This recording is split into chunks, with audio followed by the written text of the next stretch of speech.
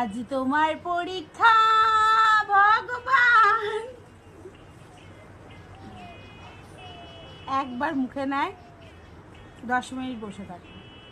মন প্রত্যেকটা দিন 1.5 ঘন্টা ধরে ওকে খাওয়ায়, 3টে বেলায় 1.5 ঘন্টা করে বসে থাকতে হয় ওর পিছনে। তারপরও দুষ্টুমির কথা বাদ দিলাম, সেগুলো তোমাদের সাথে শেয়ার করি না। আজকে এই খাবারটা নিয়েই শেয়ার করছি। ও কার্টুন দেখছে, এই যে খাবার, এই যে মুখে দিয়ে রেখেছি। এবার দেখতে থাকো কতক্ষণ ধরে খায়। পাপ্পু কি হলো? এই যে কোনো কথা বলে না কারোর সাথে এই টাইমটায়। ওই দেখ সবাই দেখছে, ওই দেখ দেখছে সবাই। তাড়াতাড়ি খা।